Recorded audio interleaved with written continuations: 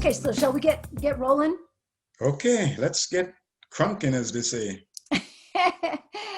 So, Senora Atiba, you know, we thought probably it would be a good idea, right, to put out on this podcast, Zoomcast, whatever we want to call this, um, maybe just kind of the why. Why are we doing this? And it got me thinking back to like our first conversations about how can ALAS and NABSE, align. So when I have a question for you. When I brought this notion to you, what did you think? I was pleased that you did. Our respective organizations have been trying for quite a while to do some things together. And for any number of reasons, it just never happened. Without attributing blame to any one group or individuals, it just didn't happen. And so for me, this was a breath of fresh air and most welcoming. If I may go back a bit, historically, NABSE and ALAS have co-sponsored the Effie Jones Luncheon at the National Conference of Education, which is sponsored by the AASA, the American Association of School Administrators. And we have done that together now for at least the past maybe 10 years or so. Oh, wow. So, and your president-elect and I presented together at that conference back in February in San Diego. And the following day, actually the same day, that evening, NABSE had a reception at AASA. And Francisco and two of your members, came to the reception. One of them said to me, "Oh, by the way, we just hired a very dynamic executive director. Unfortunately, it's not public yet, so I can't tell you her name, but she will be in touch with you. And we really look forward to both groups working together." And I said, fine. This is important because many of the challenges which we face, you face. You look at the superintendency. NABSE was founded in 1972 as there is growing out of a group of African-American superintendents who had been meeting from 70 through 72. At that time, there were 27 Black superintendents in the country. Today, there's approximately 3.8% of the superintendents in the country are African Americans. I would suggest that the number or the statistics for Latino superintendents aren't much better. So we face some of the same challenges. And at this time, every nook and cranny we turn, the word we hear is equity, equity, equity. So I think we have a lot of similar goals. We will be playing in the same sandbox. And there are times when we will work on our own, but there are a lot of times when we can work together to leverage the resources at our disposal so that we can make a collective difference. Yeah, when I came on board, like you mentioned, Dr. Duran, he was one of the board members that I reached out to because I asked him who are the top 3 people you'd like for me to meet with, and he had mentioned you got to get together with Atiba, and little did I know at that time that we would speak as frequently as we do. Probably most on my part. I call you all the time. No problem. Keep calling. I don't have a problem with that at all. But I just, I'm with you. I think, the way of explaining it is like an accordion, right? The accordion process where we figure out what do the 2 organizations align with in sense of the work, vision, mission, value, and goals, right? Our core beliefs. And then how do we get back to those respective corners, if you will, to do the nuances of our work, right? And when I was thinking about how, why would we do this? Well, we were thinking about doing this even before a lot of stuff has happened in such a short amount of time that has been broadcasted. But the reality, like, you mentioned, back in 72, the numbers were very in our face about it. And, we've lived our lifetimes based on the inequities. We hear equity, equity, equity, but what does that really mean? And and I'm sure it means a lot of different things to a lot of different people. In education, we're always talking about having a common language, a common definition, a common understanding in order to be able to have that chat, if you will, to get to the roots, to the core of any of our discussions. So I really appreciate that, that we're walking this walk together. And little did we know that we would be actually thrown so quickly, into this arena. Using the podcast, for me, I think provides that platform for others to be able to bring, their perspectives, very diverse opinions, experiences, stories, all of that, because for our organizations to really, I think, capitalize on the things that impact us, as people of color, as people that have been marginalized. And I don't say that in a victimized state. I don't mean that at all.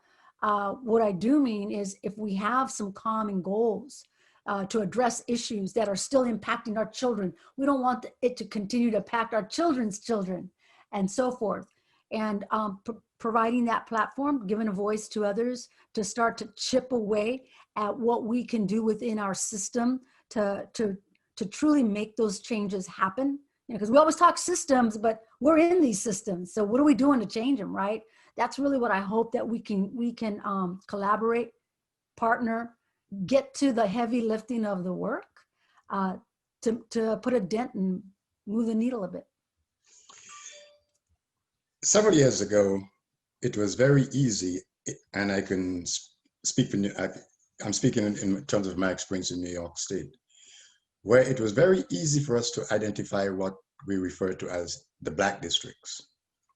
Today, it is almost impossible to do that because the demographics have shifted such that when you say the Black district, are we talking about the people who live there, the children who go to school there, the people who work there? So there are so many variables that it is difficult to do that. One of the districts, or at least three that I know of, two in which I've worked that were considered Black districts, are now predominantly Latino, or Latinx. People still think they're Black districts, but the numbers don't tell us that. The numbers tell a different story. When we talk about underrepresentation, when we talk about the impact of Corona or COVID-19, many of the districts that have a hard time meeting the needs of our children because A, they did not have the technology, they did not have a lot of the resources, they just weren't prepared, as were many other districts. And as we know, those that were most marginalized were the ones that were most adversely impacted. There are districts where your children and my children go. So it seems to reason that there are times when the situation is so compelling that we have no choice but to work together to address those issues. For too long, we have been operating in silos. Those silos have to be broken down, and partnerships, coalitions need to be developed so that we can leverage the resources, the collective resources of organizations like ours and others to impact the field in which we work, or at least greater impact the field in which we work. Atiba, without, giving it up, you and I have been on this planet for a minute now, we've been here for a little bit, and we've seen some things, right? We've championed a lot of the same things. And we've even lost some battles on some of the same issues.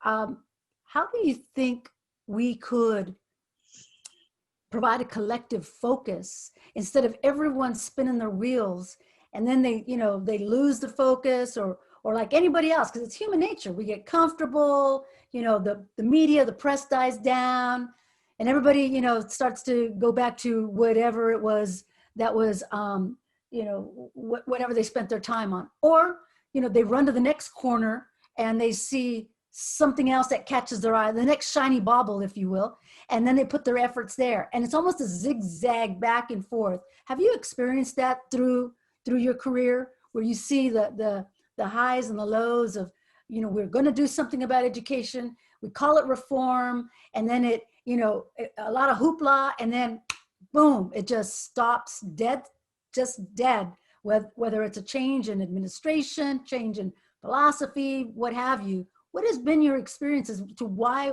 we tend to lose focus of what we started out to do? I don't know that it's losing focus per se. You mentioned change of administration. This is the first time, at least in my memory, that we've had an administration that did not present us with some kind of a blueprint or something that we can look at, whether it's ESSA under Obama, No Child Left Behind under Bush, and so forth. And remember now that the Department of Education is other than, it might be the second youngest department after Homeland Security. For a long time, education was part of health, education, and welfare. Mm-hmm. So it's a relatively new department, but every time the Elementary Secondary Education Act was reauthorized, the president will give it a name, NCLB, ESSA, and so forth. And there was always something in there, whether we agreed with it, that told us what we needed to do. We've not gotten anything this time around. And what we got instead is a whole lot of decrees that what ought not be done. And many times they're not necessarily in our favor or in favor of the children and the people for whom we advocate. So I don't know that it is so much losing focus. I think part of what we have seen over the years is that when there's a new administration, or in the states where there are new commissioners, there are different focus. And whenever there's a different focus, people kind of have to shift. And oftentimes these new regulations, new mandates come without the accompanying resources, or they come before you can complete the one that preceded it, or have a chance to fully evaluate the effectiveness of the one. So people seem to be working helter-skelter, jumping from one to another. And my approach is that we just gotta stay the course. At the end of the day, it's kind of funny that I'm wearing a shirt that says saw myself in the mirror here that says education diploma. But at the end of the day, people send their kids to us so that they can, if nothing else, graduate, but not just get a diploma that means something, get an education. And in all of the changes, all of the shifts, all of the ups and downs, in and outs of different philosophies and so forth, we've got to remember that our task, first and foremost, is to make sure that our young people receive a quality education. And we can't lose focus of that. Obviously, our organizations are not teaching organizations, but our members are teachers, administrators, and so forth. And if we do nothing else, is that we provide a tangible service to our members so that they can be more effective in what they do on a daily basis. Had a talk with some superintendents today, the 1st of September, and they're still struggling with what schools are going to look like in the next week. When, next Tuesday, teachers and students are supposed to be back, and they're still struggling. It's the first time. So education is not going to be like it has been in the past, and no one has been prepared for this. So while we may have shifted, lost focus this time, we can't afford to do anything that even remotely resembles the losing of focus or not being on task, because the price is just too high. Yeah, I'm with you. A couple of things that I think ring loud to me about what you just said is one, from a teacher lens versus an administrative lens. A lot of folks forget that many, if not, a pretty good majority of administrators were once teachers. And I don't know about you, but I always say, still a teacher. I just enlarge in my classroom, and that's an interesting thought about how, you know, there's been this sometimes divide, right, between teachers and administrators. And in some cases where you see it takes a long time to build that trust between the two so that everybody's on the same page and know that that focus remains. And the focus is not just a word about a program, whatever the hot topic is. It really is about the education of kids. I You know, received an email this morning from a colleague of mine who was recently elected as a school board member. And she said, take a look at this. It's a letter from a union president to the superintendent with a list of demands that must be met before school opens. And school officially opens next Tuesday. And I was like, what planet are you guys on? Reading the letter, it is as if the superintendent created the virus, spread the virus, and is now holding people ransom. Now, there are some things there that are of concern, but there's nothing that says, let us work together to do this, but rather, you guys did not do it. You guys ought to. And it's just unrealistic. And sometimes I think people forget why we do what we do. And yes, we are always teachers, and we should be master teachers, and we should lead by example, model the behavior that we want those who look up to us, you know, to emulate. But at the same time, there are times when we just have to take a hard line against things that just aren't in the best interest of kids. I think it's an artificial divide where some seem to see administrators as, quote, the enemy. I mean, you know, we're not the enemy. And it is one of the unfortunate byproducts of the work that we do, but it is part of what we do, and we have to just recognize it for what it is. yeah, you know, and I think about, you know, I have this tendency to look at things like there's the umbrella, the big umbrella question, the big, you know, the big area of focus that we do in education, that's to educate kids. But there's always buckets underneath it, right? We put things in our buckets, respective buckets.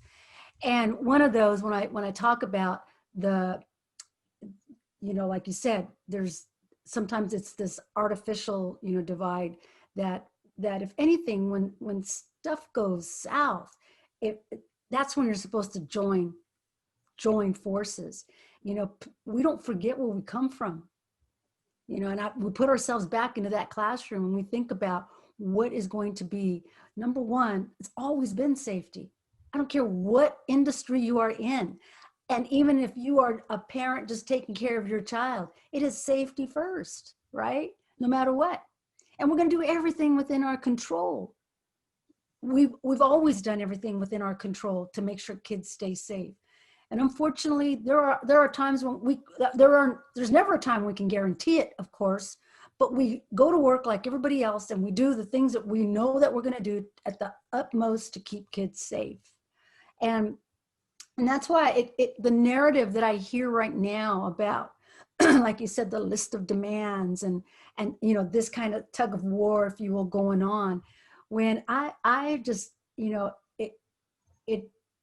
it's concerning that we can't, you know, rally together in a time where, if regardless of who's sitting in whatever chair at whatever time, we still have to conduct business in the best interest of kids. So how do we do that together? And we're not saying it's going to be like this forever for the long haul, but sometimes you got to take that attitude of, hey, we're going to do it, whatever it takes until we don't have to do it anymore, right? There's an old African proverb, when the elephants fight, the grass gets trampled. We cannot allow our kids to be the grass. We fight sometimes almost for the sake of fighting. We've gotten what we're supposed to get. These youngsters have one chance to go from 5 years to 18. There's no do-over, there's no mulligan, there's no second chance. You could only be 18 once, you can only be 17 once. And every time we press that pause button to fight over things that we can otherwise resolve, the biggest victim are the young people. I'm not suggesting that superintendents, administrators disregard the safety of kids, disregard the safety of the adults. When parents send us their kids or their children, there are two things we must make sure: that they receive a quality education in a safe and secure environment. We cannot lose sight of that. The current situation is such that it makes it difficult to do that in the most optimum way. Had a discussion with the superintendent today. So what are you guys going to do? Well, we're working on some things. How about your kids with special needs? Those youngsters who, may have like 6 kids, 6 students, 1 teacher, 2 other adults. Those are the ones you got to have in school. The numbers are small enough that you can safely fit them into a classroom and still have the social distancing. Their needs are such that you can't provide those needs remotely. They have some serious needs that have to be met. Those things need to be addressed. What is not negotiable is someone coming to me as a superintendent saying, why should Miss X, Y, and Z come in and do that and I can't do it? Well, because Miss X, Y, and Z teaches kids who have special needs that we must meet. It's not about me, you, or Miss X, Y, Z. It's about those young people. And we've got to remember that every day, refocus why we do what we do. Yep.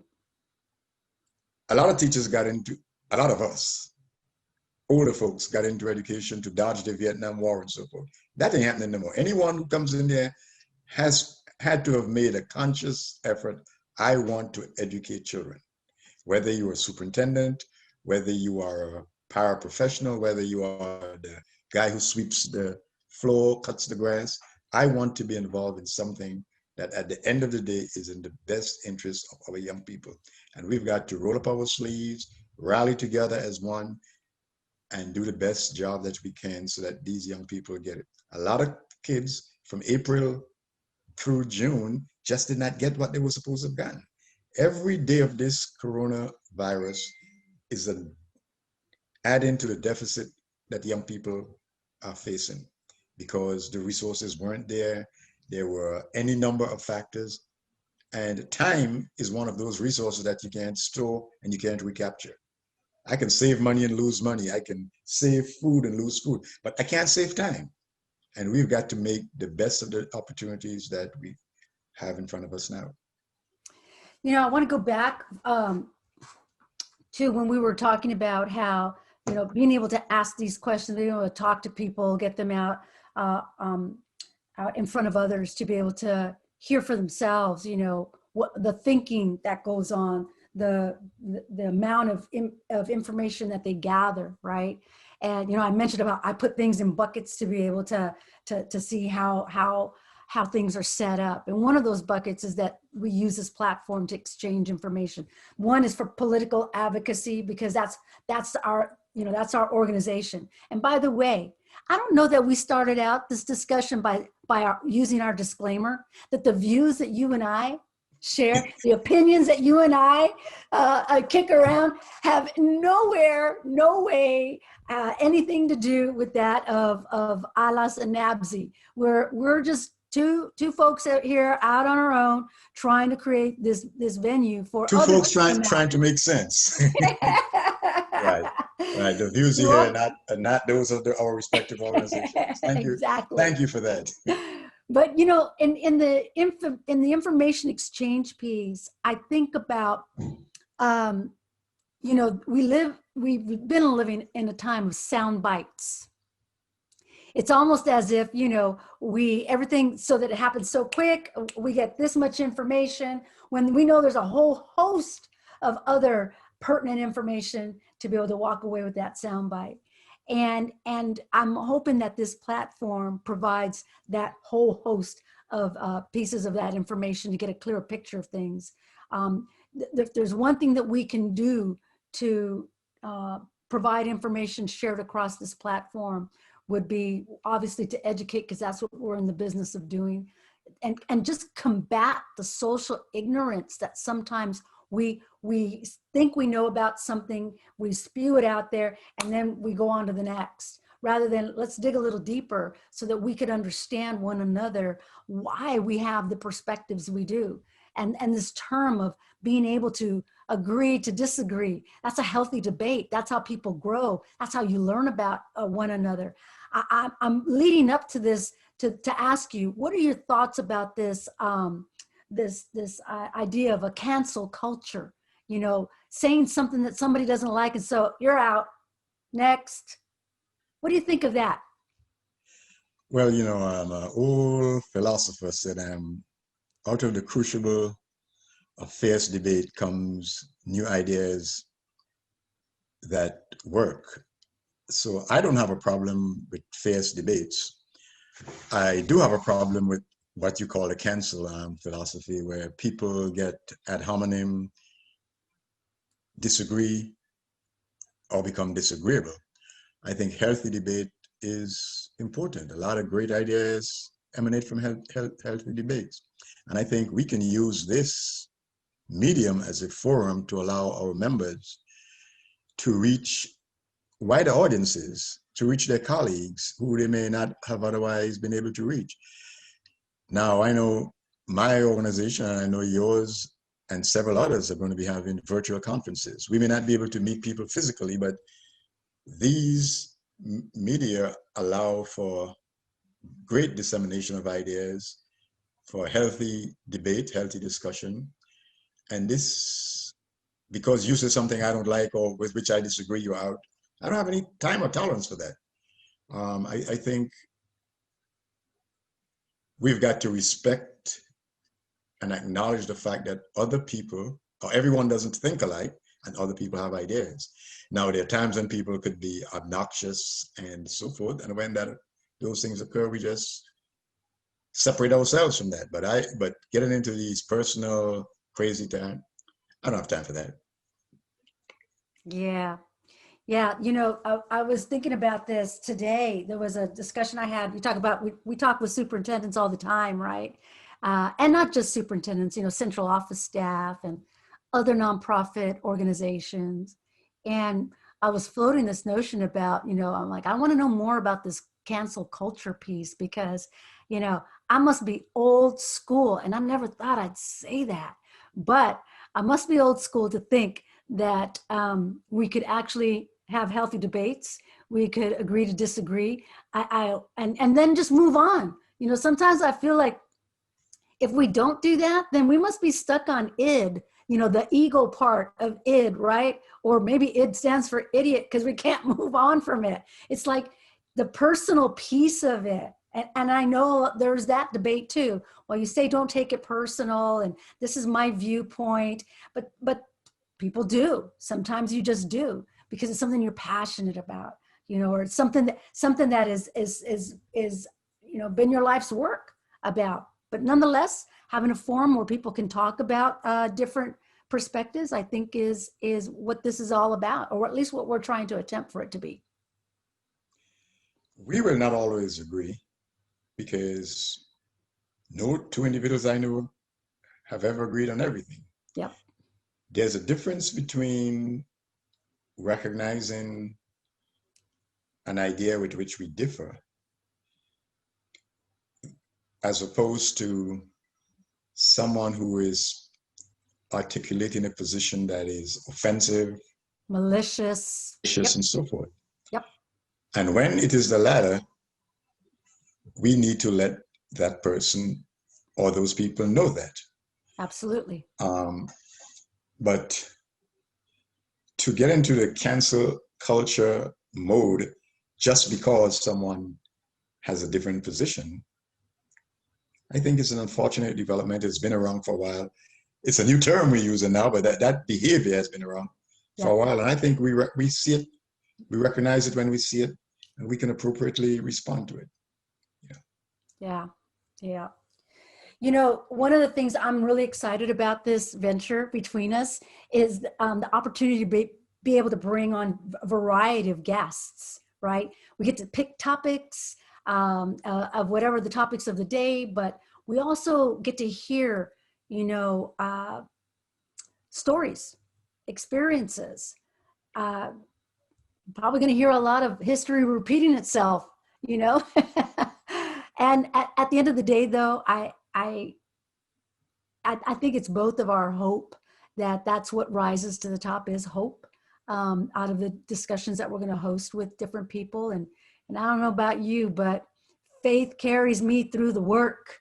And so we got to have, that on our side to be able to do the difficult task um, of being able to talk about how do we move or go around, push the work forward rather than be stuck on pause and keep looking back in the rearview mirror. It's good to know where history is, where you come from. That's all good, but not stay stuck there. And that we can be able to use this platform to do the things that you're saying, and that is to generate ideas, new ways of thinking, with actionable steps. It goes back to that blueprint, that guide that you were talking about. Oftentimes people are looking for that, and there aren't blueprints. It's like there isn't a blueprint for life. There isn't a blueprint for a whole lot of things we wish there were, but nonetheless, we keep putting one foot in front of the other, and we take a chance. I think we have to recognize, agree, acknowledge that the work that we do is important. Why did you why did you apply to, what made you want to become the executive director of ALICE? I think if you go back and you play that script back, you say, well, you know what? When those difficult times arise, and they will arise, we go back and ask ourselves, why are we doing what we do? Why did we choose to do this? And invariably, the positive will outweigh the negative. And that is, among other things, enough motivation for us to continue doing, what we do. I remember years ago when I retired as a superintendent, I told some friends of mine at the reception, I said, you see me working for a board, shoot me and call it a mercy killing. I was done with boards, but then here I am, I'm working for a board now, so it's, we, at the end of the day, we just ask ourselves, why do we do what we do? Absolutely. And once we answer that question honestly, then there's enough impetus there for us to continue, because invariably the positive will outweigh the negative. Absolutely. I'm with you on that. I'm so with you on that. What do you, you mentioned we've got a couple of conferences coming via Zoom, conference coming to you soon via Zoom. And do you think that the themes and the attendance for those themes are going to be at an all-time low, an all-time high, or maybe not even as affected as one may think? I really don't know. And I know in our group, we've been really tossing that around in order to determine a number of things. How much should we charge people? How long should it be? How many sessions and so forth? Because just about every district has lost money in terms of their funding. There was a piece in the Forbes magazine that my daughter sent to me yesterday about people leaving New York City in droves, which means property tax, there are vacant buildings now, property taxes aren't being paid, therefore schools aren't getting the requisite money, and cities and municipalities are appealing to the state for funds, and then the states are appealing to Washington for funds, and the money just isn't forthcoming. Therefore, plus there are greater needs now. I mean, schools have to get more technology, more professional development to get staff up to speed in order to teach in ways that they had not been previously used to and which they didn't expect to do. As a result, I think districts may not have the funds, discretionary or otherwise, to pay for staff to attend conferences. The upside of that is, you aren't being asked to travel from New York to Texas, pay the airfare, pay the ground transportation, stay in a hotel and meals and all that goes with it. All you're being asked is to pay the registration fee. So on the one hand, the cost is lower, which we hope will be a motivator for districts to participate at greater levels. The challenge for us is to make those experiences such that people will really want to be there. You use the term Zoom, we use invariant technologies, but whenever we interact with our colleagues, you hear things like, I've been in video conferencing 8 hours today. I don't want to see another television screen or computer screen. We hear that often. So part of the challenge which we face is to make sure that we have great content, engaging presenters, so that the people who opt to attend get a quality product. And we have to begin, or we should have already begun, to let people know that, so there is a motivation and an impetus for them to attend our conferences, even though they're virtual. A lot of people attend conferences to get that human experience. I'm going to see my friend Leotis, who I have not seen since last November, and I'm going to bring my clubs and we're going to play golf. Well, that is not happening this year. I'm going to see my friend Maria, who I've not seen in the past 5 years, and we're going to do X, Y. That's not going to happen. So we have to make sure that as we advertise our sessions, we embed in there things that meet the needs of our stakeholder groups. And part of that, and part of what we're doing, we surveys to our past attendees and prospective attendees. What are some of the things you would like to see us? We're not going to do everything that everyone wants, but at least to get a good sense. Because if we don't do that, it could very well be a bummer, and we don't want to have that. Well, first of all, I guess I've been going to the wrong conferences because I've never taken my clubs.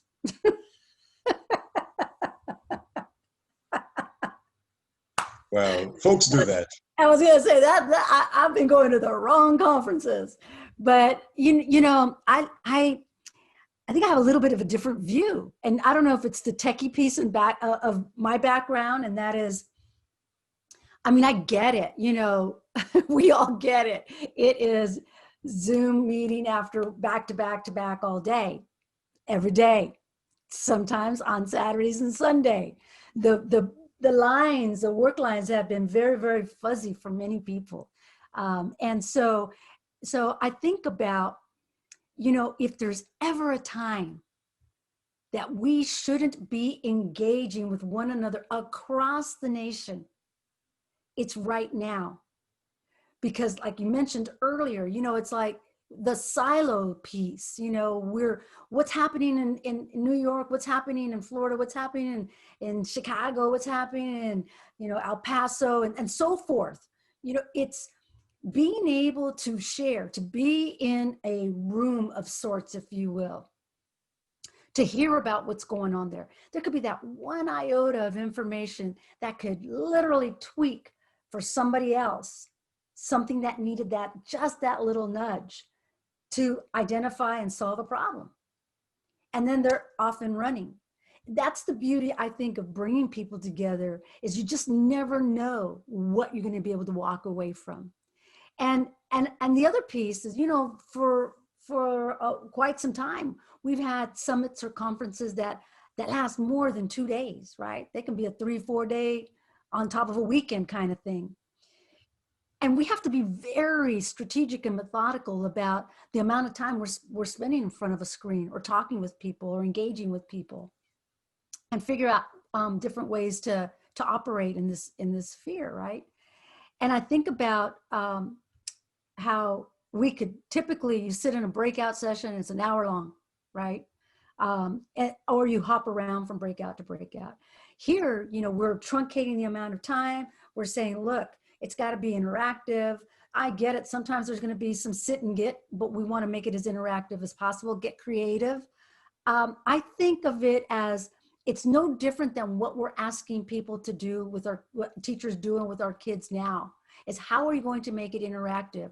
What's the amount of time that we're requesting our students to sit in front, whether it's asynchronous or synchronous? What's the sweet spot, if you will?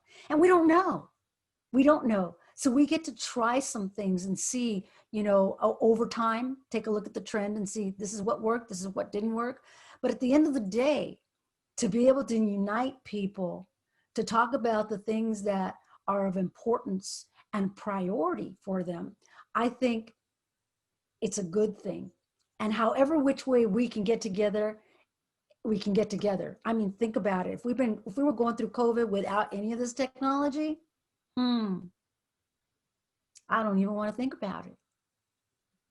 So there's just, and maybe my glass is half full and I don't have my rose-colored glasses on right now, but I do try to look at how do we work with what we have, right?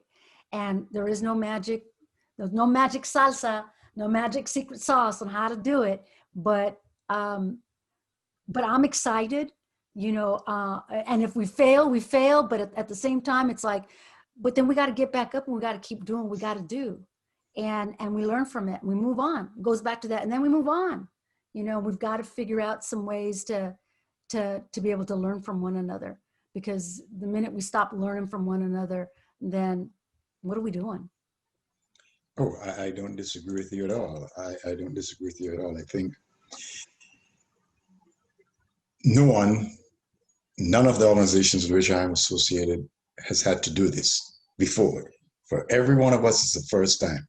Now, have we done things virtual? Oh, yes, we've had multiple video conferences even before COVID-19 and so forth. But this is the first time we're doing it this way. So for everyone, this is the first shot. And I do agree with you that we can do this in a way that excites people and make them want to. But there's no rerun. There's no practice session. It's one shot, to do this, and we have to make sure that we do it right. And I'm confident that we will, but at the same time, I don't want our confidence get in the way of proper planning and so forth. Yeah. I'm going to give you just a real quick story if I can. I want to say it was like 91, maybe 92 at the most. I was a teacher,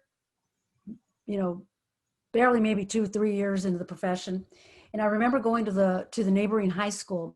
There was this big to-do. They asked a couple of classes, and since I taught technology, my class got to go over, and we took the class over to the other neighboring school. We walk into the library, and there's this huge, projector screen, and we're like, I wonder what we got going on here. We're going to watch a movie. What's going on? And then they wheeled in this ginormous cart with some kind of projector on it, right?